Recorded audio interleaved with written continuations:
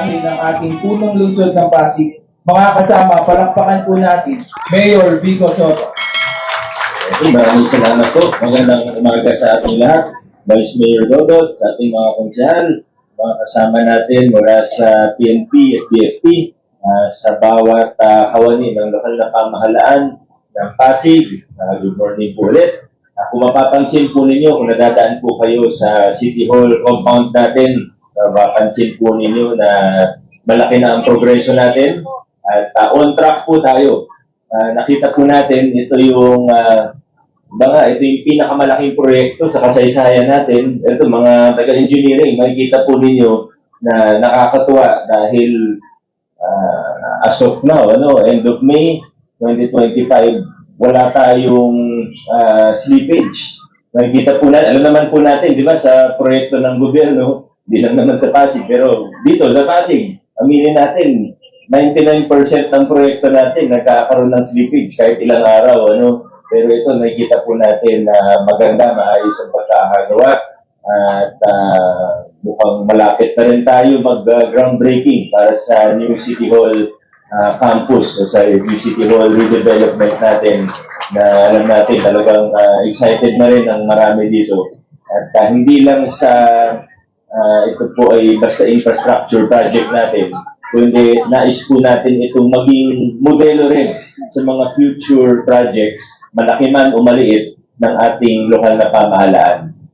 Sabi natin modelo pagdating sa pagpaplano, mula sa pagbabalangkas ng program of work, hanggang sa public bidding, hanggang sa transparency natin, kung paano natin siya nire-report sa taong bayan, hanggang sa implementasyon, hanggang mula sa demolition, hanggang sa pagpapatayo, kung ano yung mga best practices sa pagpapagawa, hanggang sa evaluation nito, hanggang sa dulo ng proyekto.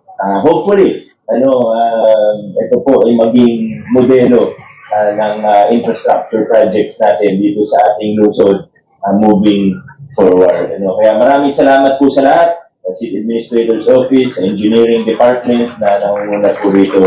Sana tuloy-tuloy po at yun nga po makita natin kung ano pa yung pinakamalaking proyekto, yun pa yung walang negative slippage. At sana magtuloy-tuloy po ito. At baka magulat po ang ating mga kapwa Pasigenyo kung gaano kabilis po matatapos ang proyekto na ito. Ang target talaga natin, next term, tapos po siya. So, alam naman po natin na ito po hindi lang City Hall.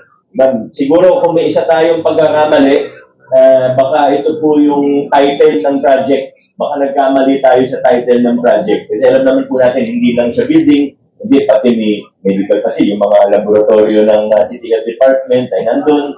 May medical facility po tayo doon na malaki-laki. May senior citizen center po tayo doon. Sama ng OSCA.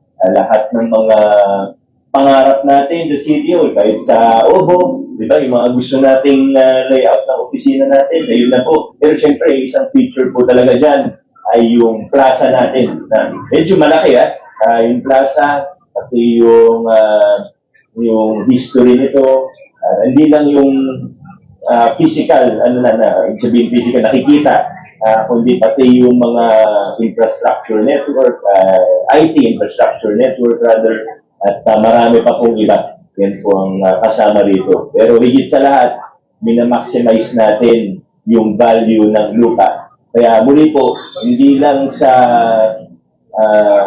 pagpaplano, hindi lang sa implementasyon o sa pagpapatayo nito, kundi pati sa economics at sa lahat pa po ng ibang aspeto, ito po ay magiging modelo ng mga proyekto ng pamahalaan sa hinaharap. So muli po, maraming salamat. Yun lang po muna, dahil nakasimangot na po kayo Magandang umaga po sa bawat isa. Adjourn na po tayo.